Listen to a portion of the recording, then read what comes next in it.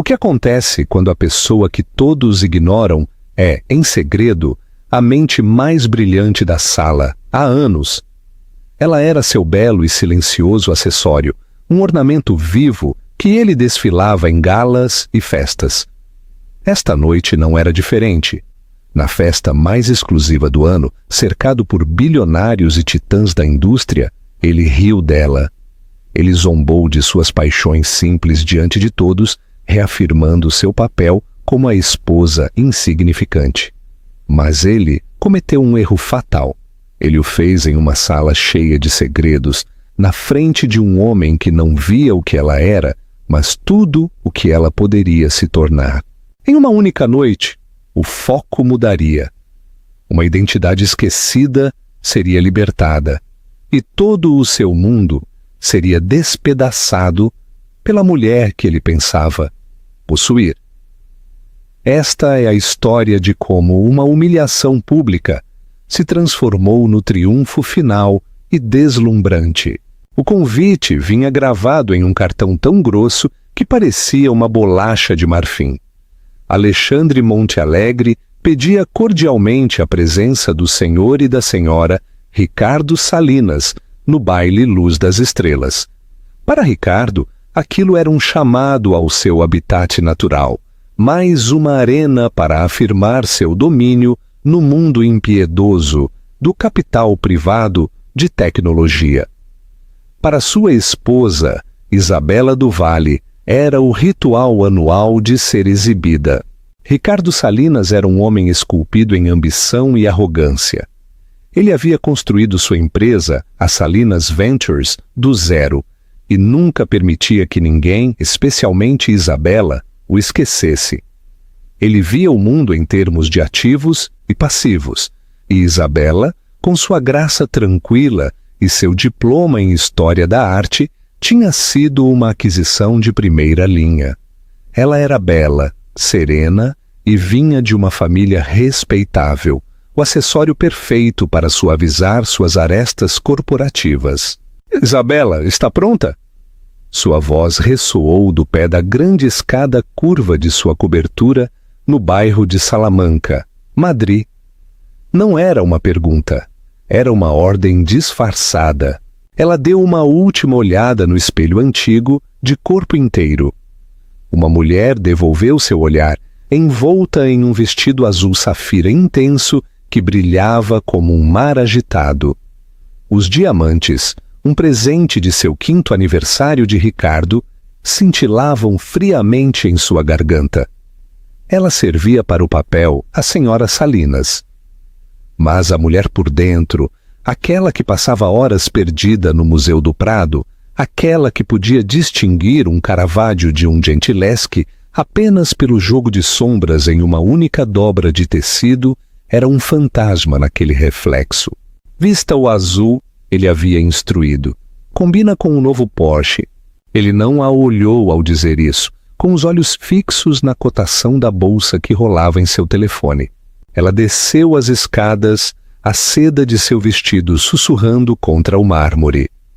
Ricardo a esperava, impecável em um smoking Tom Ford. Ele lhe deu uma olhada superficial, uma rápida avaliação de qualidade mais do que admiração conjugal. Bem, disse ele, ajeitando a gravata borboleta. Lembre-se, querida, esta noite nos sentamos na mesa de Montealegre. Isso significa menos conversa sobre seus hobbies e mais sorrisos. Você consegue fazer isso por mim? Seus hobbies eram os restos de sua vida anterior. Ela fazia trabalho voluntário em um pequeno museu no centro, ajudando com o trabalho de arquivo, e passava os fins de semana visitando galerias, absorvendo a arte a qual não podia mais se dedicar profissionalmente. Ricardo chamava isso de seu pequeno projeto de caridade. Ele achava pitoresco, uma forma inofensiva de preencher as horas entre sessões de spa e pilates. Claro, Ricardo, respondeu ela, sua voz suave e ensaiada, sem trair a familiar pontada em seu peito. A viagem de carro até a propriedade de Alexandre Montealegre, nos arredores de Sevilha, foi uma conferência silenciosa. Ricardo detalhou quem estaria presente. Jacinto Del Pino, o magnata da navegação, um herdeiro Vanderbilt da velha guarda, e o mais importante, Kenzo Tanaka, um bilionário japonês de tecnologia que Ricardo estava desesperado para atrair para seu próximo fundo. Tanaka é tradicional, explicou Ricardo com os olhos na estrada. Ele valoriza uma esposa que apoia. Então, quando ele falar com você, seja simples. É só a bela festa. Não comece com uma de suas digressões artísticas. Você aborrece as pessoas, Izzy? Meu nome é Isabela, disse ela em voz baixa, mais para si mesma do que para ele. Ele não a chamava de Isabela há anos. Era sempre Izzy, um diminutivo para um papel diminuto. Enquanto o carro subia a longa entrada iluminada, a propriedade de Montealegre emergiu da escuridão, como um gigante adormecido. Era um palácio de granito e vidro, um monumento ao novo dinheiro tão vasto que empequecia o antigo. Manobristas em uniformes impecáveis correram para abrir as portas. O ar zumbia com o burburinho de carros caros, risadas abafadas e o pulso distante de um quarteto de cordas. Ricardo saiu imediatamente, dando um tapinha no ombro de um senador. Ele estava instantaneamente em seu elemento, um tubarão em um tanque de outros tubarões. Isabela o seguiu, um belo barco em sua esteira. Ela apertou sua pequena bolsa de contas. Com os nós dos dedos brancos, sentiu uma familiar onda de invisibilidade. Aqui ela não era a Isabela do Vale, a acadêmica que se formou summa cum laude, com uma tese sobre a degradação de pigmentos em afrescos renascentistas. Ela era apenas a esposa de Ricardo Salinas, um placeholder charmoso e silencioso. Ele se virou para ela por um momento. Seu sorriso era uma coisa tensa e ensaiada para as câmeras. Tudo bem, querida. Hora do show. É só me seguir e, pelo amor de Deus, tente não parecer tão apavorada. Você é minha esposa, não uma refém. Ele riu de sua própria piada, um som áspero e estridente, mas ao entrar na luz ofuscante do grande salão de baile, passando pelas imponentes esculturas de gelo e pelas cascatas de orquídeas brancas, Isabela não conseguia se livrar da sensação de que, de fato, ela era ambas as coisas. O grande salão da propriedade Montealegre era um espetáculo impressionante, de excesso calculado. Lustres gotejando cristais como cascatas congeladas projetavam uma luz dourada e fragmentada sobre os 300 convidados. O ar era denso com o aroma de lírios e perfume caro. Um coquetel inebriante misturado com um murmúrio de conversas poderosas, onde fortunas eram feitas e reputações destruídas entre goles de champanhe vintage. Ricardo navegou pelo salão com facilidade predatória, puxando Isabela pelo cotovelo. Ele a apresentou com um floreio possessivo. Esta é minha esposa, Isabela. Ele nunca acrescentava mais, como se seu nome e sua conexão com ele fossem os únicos fatos relevantes. Os homens apertavam sua mão, seus olhos deslizando sobre ela antes de voltarem para Ricardo, o verdadeiro centro de gravidade. As mulheres ofereciam beijos no ar e elogios sobre seu vestido, seus olhares afiados e avaliadores, catalogando seu valor em quilates e alta costura. Finalmente, chegaram ao seu lugar de honra, a mesa de Alexandre Montealegre. O anfitrião era uma presença formidável, um homem de cerca de 60 anos com cabelos prateados e os olhos inquietantemente imóveis de um falcão. Ele cumprimentou Ricardo com um aperto de mão firme e Isabela com um aceno cortês e indiferente. O convidado de honra, Kenzo Tanaka, Sentou-se à direita de Monte Alegre, um homem mais velho e magro, com uma expressão inescrutável. A conversa era uma partida de xadrez verbal. Eles falavam sobre capitalização de mercado, riscos geopolíticos e tecnologias emergentes. Isabela sentou-se em silêncio perfeito e praticado, um sorriso sereno fixo em seu rosto. Ela tomava pequenos goles de água, sua mente vagando por uma pequena pintura empoeirada que ela havia visto em uma galeria naquela manhã. Uma paisagem com nuvens tão perfeitamente representadas que pareciam carregadas de chuva. Foi durante um momento de calmaria na conversa financeira que Alexandre Montealegre, em uma tentativa de sociabilidade mais ampla, direcionou sua atenção para ela. Dirigiu sua atenção e, Sr. Salinas, disse sua voz um grave murmúrio. Ricardo me diz que a senhora é uma patrona das artes, uma nobre busca. Antes que Isabela pudesse articular uma resposta, Ricardo riu. Não foi uma risada calorosa e inclusiva. Foi um latido agudo e desdenhoso que atraiu a atenção de toda a mesa. «Oh, Alexandre, você é muito gentil», disse Ricardo abanando uma mão. «Ela se mantém ocupada, nossa Izzy. Ela passa seus dias procurando antiguidades empoeiradas em museus. Eu digo a ela que deveria estar procurando pechinchas no Passeio de Grácia. Isso daria um retorno sobre o investimento melhor». Algumas pessoas na mesa ofereceram risadinhas educadas e bajuladoras. O rosto de Kenzo Tanaka permaneceu impassível. Isabela sentiu uma onda de vergonha subir por seu pescoço. Uma coisa era ser ignorada em particular, mas ser ridicularizada por sua paixão tão casualmente diante dessas pessoas era um novo tipo de crueldade. Ele havia reduzido o amor de sua vida a um hábito frívolo de compras. E ele não tinha terminado. Justamente na semana passada ela voltou para casa animadíssima com... O que foi, querida? Algo sobre tinta rachada em um retrato de um gordo comerciante holandês? Ele olhou para ela, seus olhos brilhando com diversão condescendente, esperando que ela seguisse o jogo, que fosse o alvo de sua piada charmosa. Conte a eles. Deve ter sido toda uma história. O foco estava nela. 10 pares de olhos poderosos estavam fixos nela, esperando. Sua garganta parecia apertada. Ela quis encolher-se, desaparecer nas dobras de safira de seu vestido.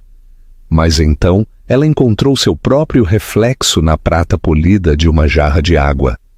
Ela viu a mulher do colar de diamantes, o acessório silencioso, e pela primeira vez em muito tempo, uma faísca de rebelião acendeu-se dentro dela. Ela levantou o queixo. Seu sorriso ensaiado derreteu-se, sendo substituído por algo mais frio, mais sereno.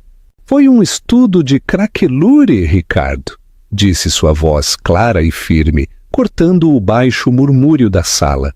O padrão específico, semelhante a uma teia de aranha, das rachaduras na camada de gesso da pintura. Esse padrão em particular sugeria que era da escola holandesa do século XVII, mas a pincelada no colarinho de renda era inconsistente com as técnicas do suposto artista. Provavelmente era uma falsificação. Silêncio. A explicação era muito técnica, muito precisa. O sorriso de Ricardo vacilou. Ele esperava uma resposta nervosa e risonha, não uma mini-conferência. Ele tentou se recuperar, reivindicar a piada. Viram? O que eu disse? Uma detetive de arte em pleno exercício? Ele riu novamente, mais alto desta vez, mas soou forçado. Francamente, eu não saberia distinguir um Rembrandt de um teste de Rorschach. Eu deixo as pinturas bonitas para minha esposa. Ele se inclinou e deu um tapinha em sua mão, em um gesto que pretendia ser afetuoso, mas que pareceu brutalmente paternalista. É para isso que ela está aqui, para parecer bonita. A humilhação foi completa. Ele não apenas menosprezou sua inteligência, mas reduziu toda a sua existência à sua aparência. As risadinhas educadas se extinguiram, substituídas por um silêncio ligeiramente desconfortável. Alexandre Montealegre ergueu uma sobrancelha e Kenzo Tanaka tomou um gole lento e deliberado de seu vinho, seus olhos escuros pousando em Isabela por um momento mais do que o necessário. Neste ponto, você teria ficado em silêncio, saído da mesa ou respondido com um ataque semelhante. Diga-nos o que você faria nos comentários. Foi naquele momento de silêncio esmagador que uma nova voz entrou na conversa, suave como veludo e acentuada com a cadência melódica do norte da Itália. Pelo contrário, Sr. Salinas, disse a voz, um olho perspicaz que pode detectar uma falsificação é infinitamente mais valioso do que um que só pode detectar uma etiqueta de preço. Todas as cabeças se viraram. De pé, logo atrás da mesa, havia um homem que não estava lá momentos antes. Ele era alto e esguio, com fios de prata em seu cabelo escuro nas têmporas. Ele vestia um terno cinza carvão de corte impecável, sem gravata, com um ar de elegância europeia sem esforço. Seus olhos, de um tom marrom quente e inteligente, estavam fixos diretamente em Isabela. Ricardo, nervoso com a interrupção, balbuciou. E quem é você? Os lábios do homem se curvaram em um sorriso sutil, mas seus olhos nunca deixaram os de Isabela. Meu nome é Matteo Bellini, disse ele, e a observação da senhora Salinas me pareceu fascinante. O nome Matteo Bellini caiu sobre a mesa com um peso tangível. Alexandre Montealegre, que estava reclinado em sua cadeira com um ar de diversão entediada, endireitou-se. Até Ricardo, cujo conhecimento do mundo da arte era superficialmente teatral, reconheceu o nome. Bellini não era apenas um convidado, ele era um titã em um tipo diferente de selva. Sua família possuía uma das firmas de autenticação de arte mais prestigiadas do mundo, com escritórios em Milão, Londres e Barcelona. Eles eram os árbitros silenciosos das fortunas artísticas, aqueles que sussurravam e podiam transformar uma tela em um loft em um tesouro nacional, ou expor uma obra-prima como uma fraude multimilionária. Matteo, não percebi que você havia chegado, ressoou Montealegre, seu tom mudando de anfitrião cortês para colega respeitoso. Venha, junte-se a nós. Estávamos simplesmente admirando a decoração. O olhar de Matteo permaneceu em Isabela, passando um reconhecimento silencioso entre eles. Ele ouvira o sarcasmo de Ricardo e sua intervenção era um ato deliberado. Ele arrastou uma cadeira, colocando-a ao lado de Isabela. Um ato sutil, mas significativo de alinhamento. Minhas desculpas pela intrusão, disse Matteo à mesa, embora suas palavras fossem claramente para ela. Mas é raro ouvir uma discussão sobre craquelure em uma gala financeira, especialmente uma tão precisa. Ricardo, tentando recuperar o controle, forçou uma risada. Bem, essa é minha Izzy, cheia de fatos inúteis, mas fascinantes. Ele colocou uma mão possessiva no ombro de Isabela. Ela encolheu-se, quase imperceptivelmente. Matteo percebeu. Seus olhos se estreitaram por uma fração de segundo. Ele ignorou Ricardo completamente e falou diretamente com Isabela. Sua voz, um murmúrio baixo e respeitoso, que criou uma bolha íntima ao redor dos dois. Ele disse que a pincelada era inconsistente. Pela primeira vez naquela noite, alguém estava lhe fazendo uma pergunta genuína? Não sobre o comitê de caridade em que estava, nem sobre seu decorador, mas sobre algo que ela sabia, algo que ela amava. Uma parte latente e há muito tempo adormecida dela acendeu. O áspero. Ela começou, sua voz ganhando confiança. O artista a que Ricardo se referia, Van Hoogstraten, usava uma técnica específica para construir rendas, acumulando o pigmento branco em camadas grossas, quase esculturais, para prender a luz. O retrato que vi usava veladuras finas e misturadas. Era tecnicamente competente, mas era a técnica de um copista. Imitava a forma, mas não a substância. Enquanto ela falava, a mesa ficou em silêncio. Isto não era o devaneio de uma amadora. Esta era a linguagem afiada e analítica de uma especialista. Kenzo Tanaka inclinou-se ligeiramente, sua máscara impassível rachando com um vislumbre de interesse genuíno. Mateo assentiu lentamente sua expressão de profunda concentração. Um traço morto, murmurou ele usando o termo da indústria para uma pincelada que carece da vida e da intenção do artista original. Exatamente. A maioria dos falsificadores pega não pelo que pintam, mas por como pintam. Suas mãos os traem. Ele centrou toda a sua atenção nela e ela se sentiu vista de uma maneira que não sentia há anos. Era como se ele tivesse apagado o verniz brilhante da senhora Salinas e estivesse falando diretamente com Isabela do Vale. Ela tem um olho extraordinário, senhora Salinas, disse ele, seu tom desprovido de bajulação, afirmando-o como um simples fato. Isabela o corrigiu em voz baixa. Por favor, me chame de Isabela. Isabela repetiu, o nome soando diferente em sua boca, mais completo. Ricardo remexeu-se desconfortável. Isso não fazia parte de seu roteiro. A conversa havia se desviado para um território onde ele não era o especialista, onde, de fato, ele era um espectador ignorante. Sua esposa, seu belo e quieto acessório, estava presidindo a corte com Matteo Bellini e ele estava sendo completamente ignorado. Alexandre Montealegre, sempre o oportunista, viu um novo ângulo para a noite. Bem, se temos uma especialista entre nós, talvez ela possa resolver um pequeno debate para mim, disse ele, apontando através do vasto salão de baile para um nicho mais tranquilo, com painéis de madeira, onde uma coleção de pinturas menores estava em exibição. Eu adquiri uma peça recentemente, explicou Montealegre. Um pequeno painel italiano, supostamente do ateliê de Artemisia Gentileschi. Meus próprios curadores estão divididos.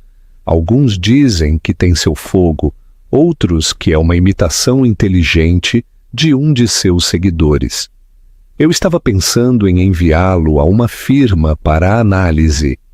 Ele olhou intencionalmente para Matteo. Então, seu olhar deslizou para Isabela.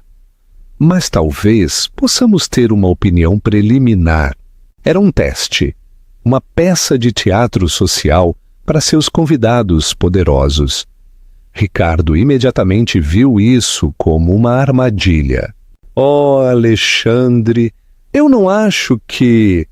Ele começou, querendo encerrar o assunto, puxar Isabela de volta para sua caixa antes que ela pudesse se envergonhar, por extensão envergonhá-lo. Mas Matteo interrompeu suavemente, levantando-se e estendendo uma mão. Não para Ricardo, mas para Isabela. Seria uma honra acompanhar uma especialista para ver a peça, disse ele, seus olhos desafiando-a. Se ela estivesse disposta, toda a mesa a estava observando. O rosto de Ricardo era uma nuvem de tempestade de advertência. Ele queria que ela recusasse, que risse da situação, que se encolhesse de volta ao seu papel designado. Era o mais seguro. Mas a queimadura de sua zombaria pública ainda estava fresca. O calor do respeito intelectual de Matteo era um tônico inebriante e esquecido. Ela olhou para o rosto furioso de Ricardo, depois para a mão expectante de Mateo. Por uma década, ela seguiu o exemplo de seu marido. Nesta noite, ela escolheu um caminho diferente. Terei o maior prazer em ver, disse Isabela, sua voz ressoando com uma clareza recém-descoberta. Ela colocou sua mão na de Mateo, levantou-se e deixou que ele a guiasse para longe da mesa, deixando seu marido sentado ali, silenciado e completamente perplexo. O nicho era um oásis de calma no mar rugidor da festa. O ar estava mais fresco ali, cheirando a madeira velha e cera de abelha. As pinturas eram iluminadas com uma luz suave e focada, cada uma um pequeno mundo em si mesma. Alexandre Montealegre, Mateo e um curioso Kenzo Tanaka seguiram Isabela, enquanto Ricardo rastejava atrás, sua postura rígida de indignação. Uma pequena multidão de curiosos intrigados começou a se dirigir para lá, sentindo uma mudança no entretenimento da noite. Montealegre apontou para uma pequena pintura escura na parede. Ela retratava a cena bíblica de Judite decapitando Holofernes, um tema favorecido por Artemisia Gentileschi. A pintura era dramática, cheia de emoção visceral, mas estava opaca, como se vista através de um véu de sujeira e verniz envelhecido. Anunciou Montealegre. Minha equipe diz que a tela e a moldura são da época certa, Bolonha, século XVII. Os pigmentos não são conclusivos sem uma análise química completa. A proveniência é obscura. Ela se perdeu após as guerras napoleônicas até reaparecer em um leilão menor em Lyon. Isabela deu um passo à frente. Seu nervosismo anterior substituído por uma calma profunda e focada. Este era o seu mundo. Ela não era mais uma convidada em uma festa. Ela era uma acadêmica diante de um enigma. Ela se inclinou, seus olhos examinando a superfície com uma intensidade que fez todo o resto na sala desaparecer. Ela não viu a multidão se reunindo atrás dela. Ela não viu o rosto sombrio de Ricardo nem o olhar encorajador de Mateo. Ela só via a pintura. Ela passou 2 minutos inteiros em completo silêncio. Sua cabeça inclinada, seus olhos rastreando o fluxo das pinceladas, a sutil interação de luz e sombra, o chiaroscuro que era uma marca registrada de pintores Caravaggisti como Gentileschi. Permite-me? Perguntou ela, apontando para uma pequena e potente lanterna que um dos seguranças de Montealegre segurava. Ele a entregou sem perguntar. Ela inclinou a luz através da superfície da pintura, uma técnica chamada luz rasante, que revela a topografia da pintura, a textura, o impasto. Os curiosos murmuraram, impressionados com seu profissionalismo. Ricardo simplesmente cruzou os braços, o maxilar cerrado. O que você vê, Isabela? Perguntou Mateo suavemente, sua voz uma âncora baixa no silêncio carregado. Isabela respirou fundo. Eu vejo um problema, disse ela, sua voz ressoando com autoridade. Ela apontou o feixe de luz para o rosto da serva de Judite, que estava parcialmente obscurecido pela sombra. Gentileschi era uma mestre na representação de tecidos. Ela explicou, sua voz clara e didática, como se estivesse dando uma palestra para uma turma de pós-graduação. As dobras de uma manga, o peso de uma capa de veludo, ela lhes dava vida, textura. Olhem aqui, traçou a luz sobre a manga da serva. As dobras são hesitantes. São tecnicamente corretas, mas carecem de convicção. Elas descrevem a forma de um braço, mas não transmitem a tensão do músculo por baixo. É o trabalho de um copista, alguém que pinta a partir de um desenho, não da vida. Um sussurro percorreu a pequena multidão. O próprio curador de Montealegre, um homem chamado Peterson, que havia se juntado ao grupo, assentiu sombriamente. Este era o argumento que ele havia levantado. Ricardo viu uma oportunidade para acabar com isso, para fazê-la voltar ao rebanho. Então é uma falsificação, disse ele em voz alta com um ar de finalidade. Uma boa, mas uma falsificação. Mistério resolvido. Vamos voltar ao champanhe. Não disse que era uma falsificação, rebateu Isabela sem olhá-lo. Sua concentração era absoluta. Eu disse que a serva foi pintada por uma mão diferente. Ela moveu a luz para a figura principal. Judite. O rosto da mulher era uma máscara de determinação sombria. Seus braços tensos pelo esforço de sua tarefa horrível. Mas isto é diferente. Sua voz baixou, cheia de um espanto repentino e sem fôlego. Olhem atenção nos nós dos dedos, a forma como a luz captura o sangue. Não é apenas tinta vermelha, é representado com uma transparência que a faz parecer molhada, viscosa. E o escorço no braço de Holofernes é ousado, quase violento em sua execução. Ela apagou a lanterna e se virou diretamente para Alexandre Montealegre. Caro Montealegre, seus curadores estão certos e errados. Isto não é uma obra do ateliê de Gentileschi. É uma obra que foi alterada no ateliê de Gentileschi.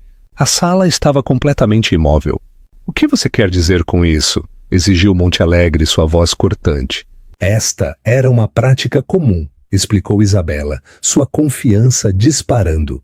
Um mestre pintor fazia os alunos trabalharem em elementos menos importantes, fundos, figuras secundárias, para aprender o ofício. Mas o mestre sempre pintaria as partes críticas. A serva provavelmente foi pintada por uma aprendiz, mas as figuras de Judite e Holofernes, a emoção, o poder puro, a absoluta confiança anatômica, foram pintadas pela própria mestra. Ela fez uma pausa, deixando o peso de suas palavras ser assimilado. Isto não é uma cópia de ateliê. Este é um autêntico trabalho autógrafo de Artemisia Gentileschi, um original perdido. O trabalho dos estudantes foi, provavelmente, uma adição posterior, talvez para terminar a pintura, para uma venda rápida, depois que a mestra tivesse partido. Ao longo dos séculos, a sujeira e o verniz amarelado obscureceram a diferença de qualidade, fazendo tudo parecer obra de um artista menor. Peterson, o curador, deu um passo à frente com os olhos arregalados. Meu Deus! Sussurrou ele. O pentimento! Vimos um fraco pentimento sob o raio-x ao redor do braço de Judite. Uma mudança na composição. Pensamos que era apenas a artista mudando de ideia. É a mestra corrigindo a posição da estudante, afirmou Isabela simplesmente. Ela pintou por cima. É a assinatura dela, mais real do que qualquer nome no canto. O foco, o centro das atenções, havia se deslocado agora total e irrevogavelmente. Não estava mais em Ricardo Salinas, o titã das finanças, ou Alexandre Montealegre, o anfitrião poderoso. Estava em Isabela, a esposa silenciosa, que estava de pé em frente a uma velha pintura empoeirada, revelando uma obra-prima, esquecida, escondida à vista. Ricardo ficou olhando, a boca ligeiramente aberta. A mulher de quem ele havia zombado, a mulher que ele havia reduzido a um objeto bonito, estava dominando a atenção e o respeito de todos na sala, com um intelecto e uma paixão que ele nunca se incomodou em reconhecer, muito menos em compreender. O riso havia se afogado em sua garganta, substituído pelo frio e nauseante pavor de um homem que acaba de perceber o verdadeiro valor de um ativo que interpretou catastroficamente mal. O silêncio no nicho foi quebrado por um único som agudo. Kenzo Tanaka começou a aplaudir. Foi um aplauso lento e deliberado, um sinal de profundo respeito. Um por um, outros se juntaram, não o aplauso educado e disperso de uma festa, mas uma ovação genuína. Alexandre Montealegre olhou para Isabela, seus olhos de falcão cheios de uma nova e cobiçosa luz. Ele não estava olhando para a esposa de seu convidado, ele estava olhando para um ativo humano mais valioso do que qualquer ação em seu portfólio. Peterson, latiu Montealegre para seu curador. Tirem este quadro da parede. Quero que o enviem aos laboratórios do Museu Tyson logo pela manhã. Análise espectral completa, raio-x, tudo. E quero que a senhora... Ele hesitou, corrigindo-se. Quero que Isabela consulte. Era uma ordem, mas também uma oferta, um trabalho.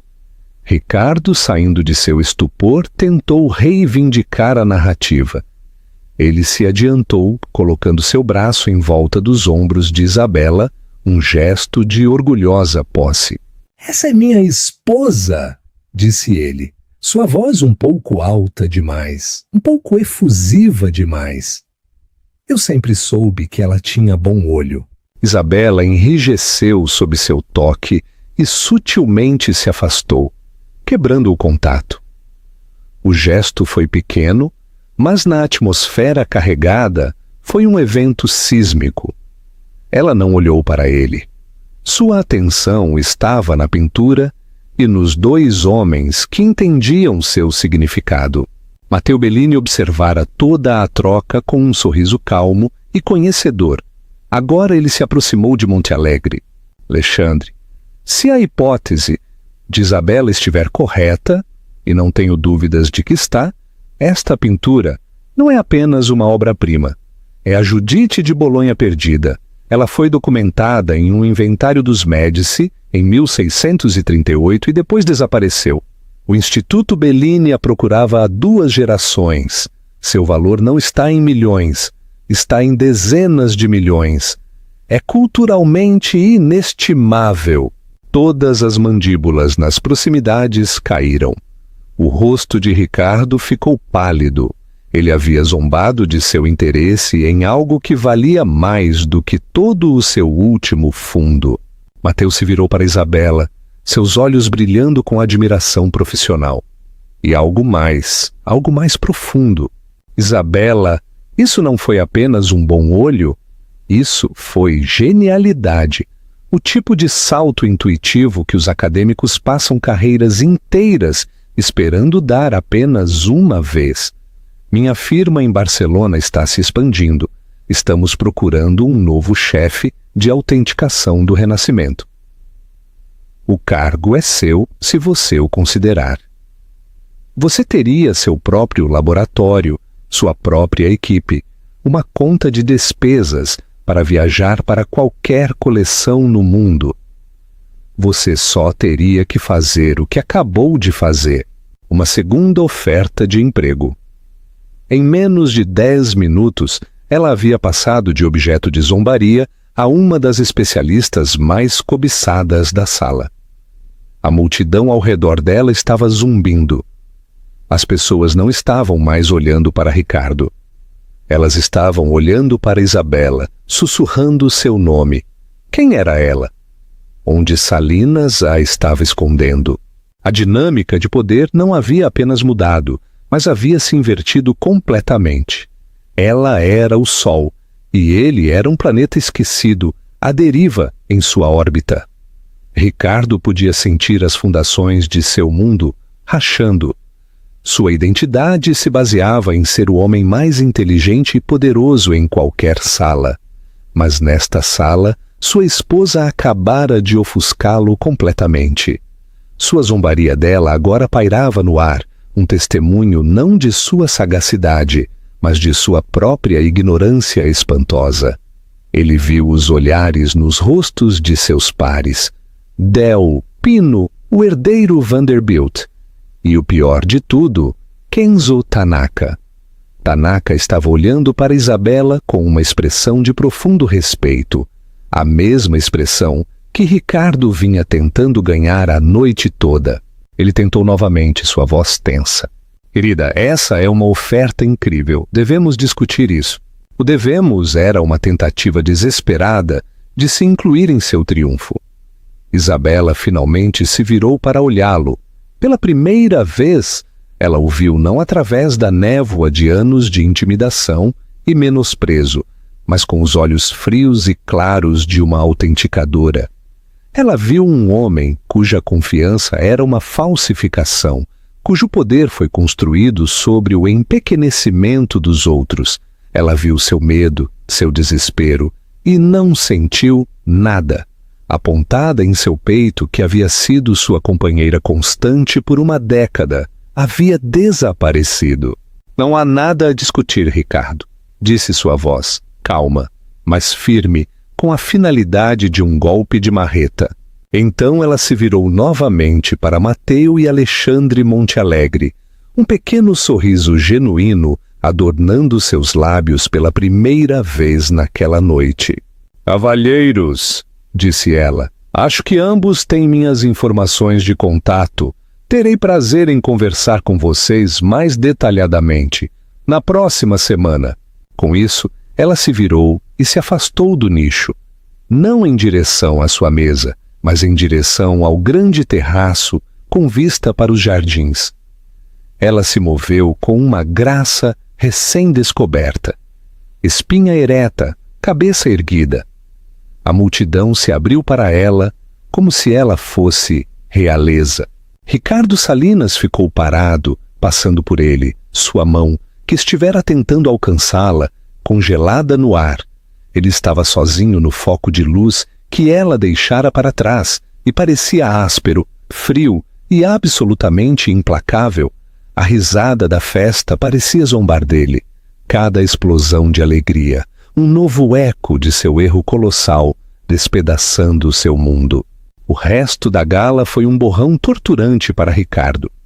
Ele tentou se misturar, retomar conversas sobre finanças e aquisições, mas a energia havia mudado. Os olhos das pessoas piscavam dele para o terraço, onde Isabela agora presidia a corte com um círculo cativado que incluía Mateu, Kenzo Tanaka e um curador do Museu Reina Sofia que havia se materializado da multidão. Quando as pessoas falavam com Ricardo, a pergunta era sempre a mesma, tingida de um novo e exasperante respeito por sua esposa. Sua esposa é extraordinária, Ricardo. Como vocês se conheceram? Ele resmungava algo sobre uma função universitária. As palavras com gosto de cinzas em sua boca. Ele não era mais Ricardo Salinas, o mestre do universo. Ele era o marido de Isabela, uma nota de rodapé em sua repentina e brilhante ascensão. Ele sentiu uma raiva primal e possessiva crescendo dentro dele. Como ela se atreveu? Como ela se atreveu a fazer isso comigo na frente dessas pessoas? Era uma traição, uma emasculação pública. Ele lhe dera tudo, a cobertura, os diamantes, a vida de luxo sem esforço. E ela lhe pagara fazendo-o parecer um tolo. Finalmente, incapaz de suportar mais, ele a encontrou e sibilou. Vamos embora. Ela olhou para ele, sua expressão indecifrável. Ela não protestou, simplesmente se desculpou com uma calma e régia graça e caminhou com ele em direção à saída. As despedidas foram um forte contraste com sua chegada. Alexandre Montealegre apertou a mão de Ricardo superficialmente antes de pegar a de Isabela com as duas. Uma noite verdadeiramente memorável, Isabela. Meu escritório ligará para o seu. O uso de seu como uma entidade separada não passou despercebido por Ricardo. A viagem de volta na parte de trás do Maybach com o motorista foi envolta em um silêncio pesado e sufocante. As luzes brilhantes de Sevilha se desfocaram além das janelas escurecidas. Ricardo olhou para frente, as mãos cerradas em punhos sobre os joelhos. Isabela olhou pela própria janela. Seu reflexo, uma imagem fantasmagórica, sobreposta à paisagem escura e apressada. Ele tinha que dizer algo para recuperar o controle, para consertar isso. Ele decidiu ser magnânimo. Tenho que admitir, Izzy, começou ele tentando fazer sua voz parecer casual, orgulhosa. Foi toda uma atuação lá atrás. Você realmente os tinha na mão. Isabela virou a cabeça lentamente para olhá-lo. Não foi uma atuação, Ricardo. Claro, claro, é claro. Ele recuou. O que quero dizer é que estou orgulhoso de você. Eu não tinha ideia de que você tinha isso dentro de você. Você deveria ter me dito que era tão boa. A acusação, sutil, mas clara. Você escondeu isso de mim. Um pequeno sorriso sem humor tocou seus lábios. Dizer a você? Perguntou sua voz perigosamente suave. Tentei dizer a você por 10 anos.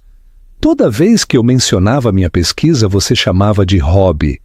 Toda vez que eu tentava compartilhar uma descoberta do museu, seus olhos ficavam vidrados.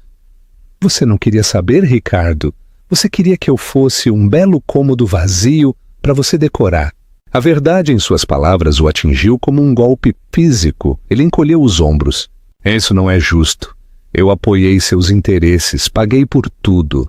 As doações de caridade, as galas do museu.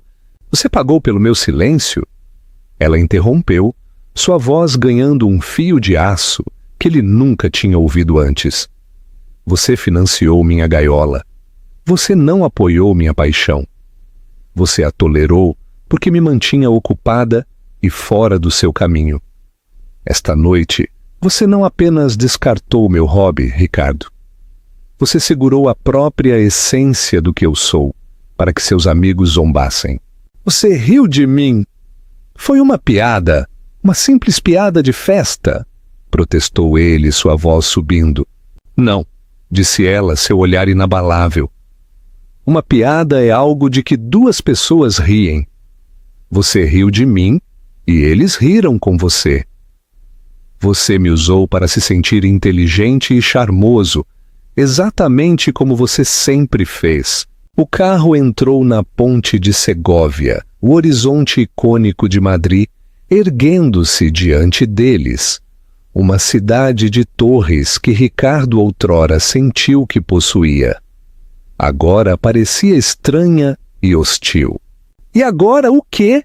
Exigiu ele, seu desespero se transformando em raiva. Você vai trabalhar para este italiano? Jogar fora tudo o que construímos? Isabela olhou para ele e ele viu a vasta e estéril distância que havia crescido entre eles. Não era apenas uma rachadura, era um cânion. O que construímos, Ricardo? Perguntou ela, sua voz cheia de uma década de tristeza silenciosa. Você construiu um império. Eu construí uma vida de resignação silenciosa dentro dele. Você fala como se fosse uma sociedade, mas eu nunca fui uma parceira. Eu era uma aquisição e acabei de descobrir que meu valor de mercado é significativamente maior do que você avaliou. O carro parou em sua reluzente torre residencial. O porteiro correu para abrir a porta, mas nenhum dos dois se moveu. A briga não havia terminado. Estava apenas começando. Eu proíbo você de aceitar esse emprego, disse Ricardo, sua voz baixa e ameaçadora. Era seu último recurso, a carta trunfo do patriarca. Isabela fez algo que ele nunca a tinha visto fazer. Ela riu. Não foi um som de alegria, foi o som de correntes se quebrando. Você me proíbe?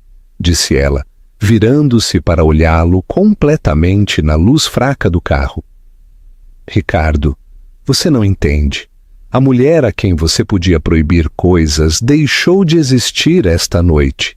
Ela morreu no chão daquele salão de baile, logo depois que você disse a uma mesa de seus amigos que ela estava lá apenas para parecer bonita. Agora você está olhando para uma estranha. Ela abriu sua própria porta, saindo para o ar fresco da noite, sem olhar para trás. Ele a viu entrar no prédio, sua espinha ereta, seus passos firmes. Ela havia entrado na festa como um rei com sua rainha no braço. Ele a deixava como um bobo sozinho na parte de trás de sua limusine dourada, se afogando nos ecos de sua própria risada. A cobertura, que um dia fora o monumento de Ricardo ao seu próprio sucesso, tornou-se sua prisão dourada. Durante 3 dias agonizantes, ele e Isabela coexistiram em um silêncio tão profundo que parecia ter peso físico, absorvendo todo o som e calor. Os vastos quartos banhados pelo sol pareciam frios, os pisos de mármore polido como lençóis de gelo. Ele ouvia o clique silencioso dos sapatos dela na escada, o sussurro suave dela virando uma página na biblioteca, e cada pequeno som era um lembrete do abismo colossal e intransponível que se abrira entre eles. Ele tentou consertar da única maneira que sabia com dinheiro. No primeiro dia, um case de veludo de alta costura entregue por um mensageiro especial. Dentro, aninhada em um leito de cetim branco, havia uma pulseira de diamantes, um rio de pedras impecáveis, tão brilhantes que doía olhar. Ele a deixou no console antigo do foyer, um pedido de desculpas silencioso e extravagante. Permaneceu lá, intacta, seu brilho opulento, uma zombaria de sua tentativa. Não era uma oferta de paz, era apenas mais um elo caro para uma corrente que ela não estava mais disposta a usar. No segundo dia, ele tentou a nostalgia. Ele garantiu uma reserva de última hora no Diverso, o local de seu primeiro aniversário, um lugar de reverência silenciosa e preços astronômicos. Ele deixou a nota de confirmação em seu travesseiro. 1 hora depois, um e-mail do maître pousou em sua caixa de entrada. Prezado Sr. Salinas, lamentamos saber que não poderá comparecer à sua reserva. A Sra. Salinas a cancelou há alguns momentos. Ele olhou para a tela, as palavras borradas. Ela não estava apenas rejeitando suas ofertas, ela estava desmantelando ativamente a estrutura de sua vida compartilhada. Ele estava perdendo. A compreensão não era mais um pavor silencioso, mas um pânico gritando no fundo de sua mente. Isso não era apenas uma disputa conjugal. Este era um evento de nível de extinção para seu ego. Ele pensou nos sussurros que já deveriam estar deslizando pelos círculos sociais de elite da cidade. A história da gala era boa demais, dramática demais para permanecer contida. Ele seria o motivo de piada, o homem que possuía um tesouro e o chamava de bugiganga. Na tarde do 4º dia, ele chegou em casa cedo, um plano desesperado se formando em sua mente para levá-la para sua vila em Maiorca, para prendê-la com luxo e memória até que ela se submetesse. Ele a encontrou no vasto dressing room da suíte principal, um espaço maior que a maioria dos apartamentos em Madrid. Uma elegante mala rimova prateada estava aberta sobre a otomana. Ela estava dobrando uma blusa de seda com uma calma metódica e uma precisão que ele achou absolutamente aterrorizantes. "O que você está fazendo?" perguntou sua voz rouca. A pergunta era uma formalidade. Ele sabia exatamente o que ela estava fazendo. "Estou arrumando as malas, Ricardo", disse ela, sem olhar para cima. "Está indo para um hotel?" Ele entrou no dressing room. O cheiro de seu perfume, uma fragrância que ele havia escolhido para ela, sentindo-se de repente estranho. "Isso é ridículo, Izzy. Este é o nosso lar. Podemos consertar isso. Podemos fazer terapia.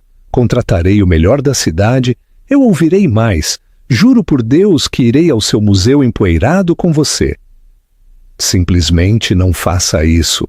Ela finalmente fez uma pausa, colocando a blusa dobrada na mala. Ela se virou para olhá-lo e seus olhos não estavam cheios de raiva ou tristeza, mas de uma lamentável compaixão clínica. "Você ainda não está ouvindo", disse ela suavemente. Você acha que isso é uma negociação, um problema que será resolvido com uma nova estratégia. Você acha que pode nos consertar alocando algumas horas do seu precioso tempo para meus interesses, como se fosse uma carteira que você negligenciou. Isso não é sobre você fazer algumas mudanças estéticas, Ricardo. É sobre eu me lembrar quem eu era antes de meu nome ser Salinas. Ela fechou uma metade da mala e abriu a outra, começando a arrumar seus sapatos. Por 10 anos deixei que sua definição de mim se tornasse minha realidade. A esposa elegante, a anfitriã amável, a patrona silenciosa. Foi um belo retrato, suponho, mas foi uma falsificação. E eu era quem vivia dentro dele. Ela se endireitou e passou por ele, saindo do dressing room e entrando no quarto. Ele a seguiu, uma sensação de impotência o invadindo. Um sentimento tão estranho que o deixou fisicamente tonto. Conversei com Matteo Bellini esta manhã, disse ela, pegando sua clutch no chaise longue. Aceitei a oferta dele. Vou ficar em nosso apartamento de hóspedes no centro por enquanto. Meu novo escritório cuidará de recolher o resto das minhas coisas na próxima semana. Ela fez uma pausa, então desferiu o golpe final. Eu vou para Milão para minha primeira missão. Uma coleção particular com 2 possíveis Caravaggios. É na sexta-feira. Milão! A palavra ecoou no quarto cavernoso. Você não pode! Gaguejou ele, as palavras soando fracas e inúteis. Sua vida está aqui. Tudo o que você tem é graças a mim. Ela se virou para olhar para ele, um pequeno e triste sorriso em seus lábios. Você está certo. Tudo o que tenho é graças a você. As roupas, as joias, o endereço. Mas tudo o que sou, eu tinha muito antes de nos conhecermos e vou recuperar. Ela olhou ao redor do quarto opulento, o papel de parede de seda e as antiguidades inestimáveis. Minha vida nunca esteve aqui, Ricardo. Minha vida estava em pausa aqui. Você não me viu, mas naquela noite na festa, tantas pessoas me viram. E pela primeira vez em uma década, eu me vi. Eu quero voltar a conhecer essa pessoa, sem o verniz.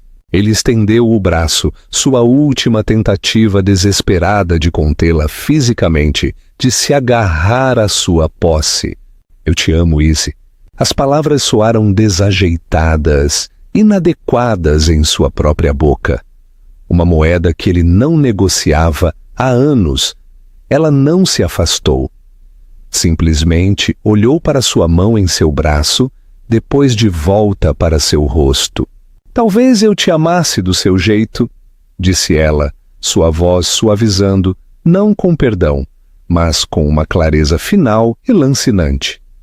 Você amava a ideia de mim. Você amava a pintura de uma esposa que você pendurava em seu braço para que todos vissem. Mas a tela real por baixo, aquela com toda a textura e as sombras complexas e a luz oculta, você nunca se incomodou em olhar. Ela gentilmente retirou a mão de seu braço. Adeus, Ricardo. E com isso, ela saiu do quarto. Ele ouviu seus passos recuando pelo longo corredor, o clique decisivo da tranca da porta da frente ecoando pelo loft silencioso. Foi o som do fim de seu mundo. As semanas que se seguiram foram uma aula magistral de humilhação social e profissional. O escritório familiar de 9 dígitos de Kenzo Tanaka retirou formalmente seu investimento de seu novo fundo. A desculpa era uma ficção educada, mas transparente, sobre a reavaliação da exposição ao mercado europeu. A verdadeira razão era sussurrada nos clubes exclusivos que ele frequentava. Tanaka não investia com tolos. Ricardo começou a ser desconvidado para os jantares íntimos e retiros de fim de semana, que eram o verdadeiro nexo de poder em seu mundo. Ele ainda estava na lista A para as grandes galas de caridade, mas não estava mais na mesa principal. Ele havia se tornado um peso social.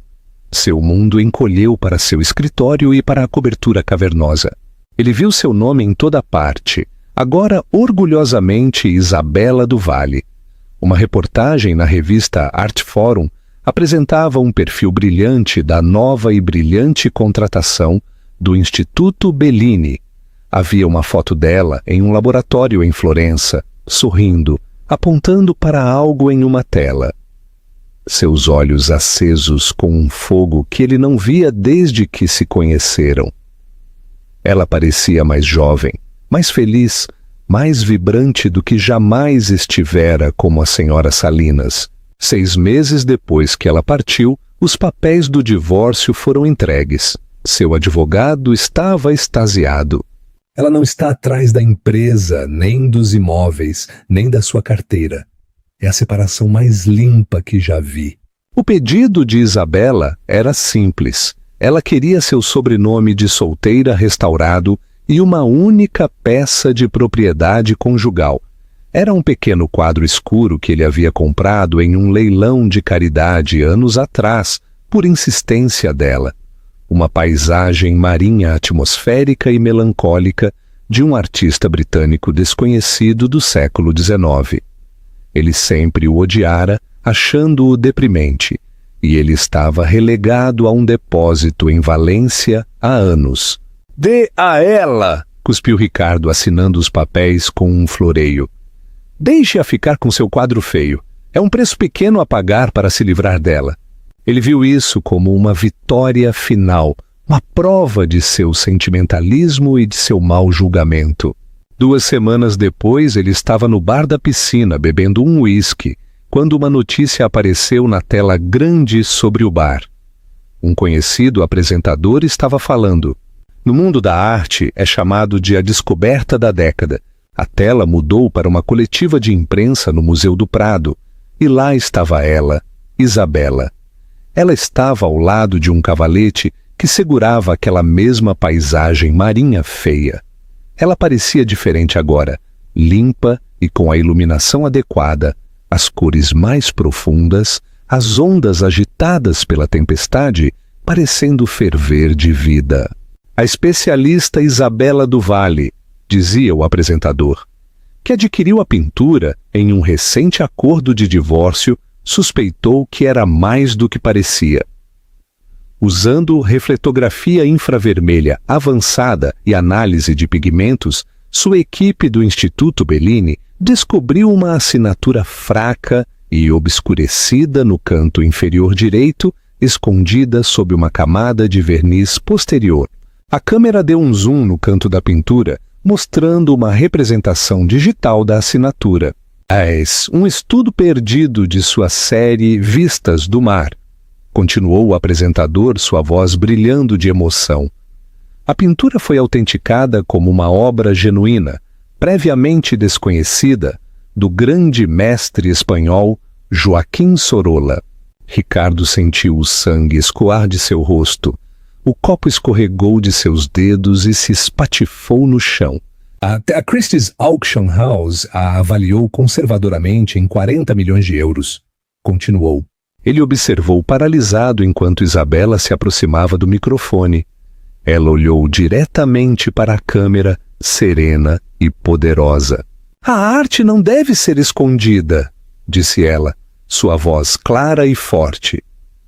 "Deve ser usada para inspirar. É por isso que, após o leilão, a totalidade dos lucros será usada para estabelecer a dotação do Vale para a preservação e educação artística no Museu Regional de Granada." O Museu Regional de Granada, seu pequeno projeto de caridade no centro. O plano final do segmento de notícias foi o diretor do museu, chorando de alegria, abraçando Isabela.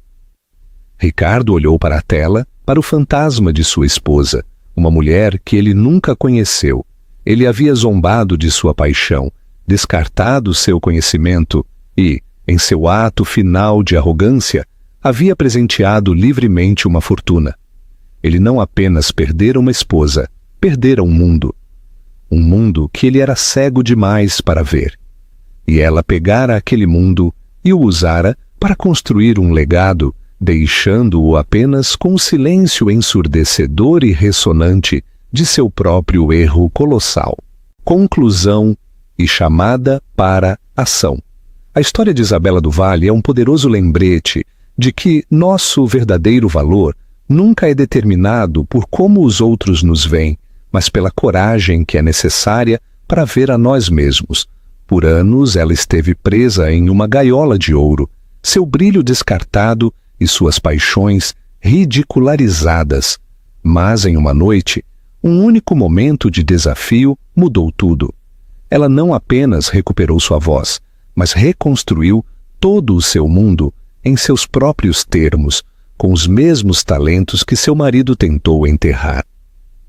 Sua jornada nos ensina que as luzes mais brilhantes estão frequentemente escondidas nas sombras, esperando o momento certo para brilhar. Se a jornada de Isabela da invisibilidade ao triunfo ressoou com você, e se você acredita no poder de redescobrir seu próprio valor, por favor, reserve um momento para curtir esta história. Compartilhe-a com alguém que precise ser lembrado de seu próprio gênio oculto. E o mais importante, inscreva-se no canal e ative as notificações. Você não vai querer perder nossa próxima história de justiça, empoderamento e a incrível força do espírito humano. Que passo você dará hoje para reivindicar sua própria tela perdida? Deixe-nos sua resposta nos comentários. Obrigado por assistir.